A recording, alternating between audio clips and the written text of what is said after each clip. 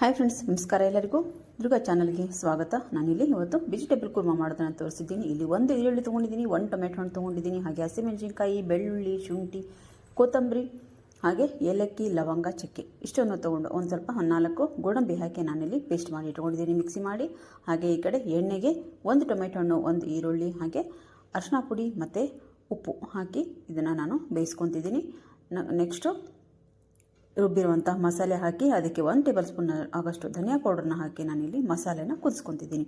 ಮಸಾಲೆ ಕುದ್ದಾದ ನಂತರ ನಾನಿಲ್ಲಿ ತರಕಾರಿಗಳನ್ನು ಹಾಕ್ಕೊತಿದ್ದೀನಿ. ಆಲೂಗಡ್ಡೆ, ಕ್ಯಾರೆಟು, ಬೀನ್ಸು ಮತ್ತು ಬಟಾಣಿ, ಹಸಿ ಬಟಾಣಿನ ತೊಗೊಂಡಿದ್ದೀನಿ. ಇಷ್ಟನ್ನು ಹಾಕಿ ತರಕಾರಿನ ಬೇಯಿಸ್ಕೋಬೇಕು. ಸರಿಯಾಗಿ ತರಕಾರಿ ಬೆಂದಾದ ನಂತರ ನಾನಿಲ್ಲಿ ಮಿಕ್ಸಿ ತೊಳೆದಂಥ ನೀರು ಹಾಕ್ಕೊಂಡಿದ್ದೀನಿ. ಹಾಗೆ ಒಂದು ಸ್ವಲ್ಪ ಬೇರೆ ನೀರನ್ನು ಹಾಕ್ಕೊಂಡು ನಿಮಗೆ ಎಷ್ಟು ಬೇಕು, ಗಟ್ಟಿ ಬೇಕಿದ್ರೆ ಗಟ್ಟಿಯಾಗಿ, ತೆಳ್ಳಗೆ ಬೇಕಿದ್ರೆ ತೆಳ್ಳಗಾಗಿ ನೀವು ಮಾಡ್ಕೋಬೋದು. ನಮ್ಮ ರುಚಿಕರವಾದಂಥ ವೆಜಿಟೇಬಲ್ ಕುರ್ಮಾ ಪುರಿ ಜೊತೆಗೆ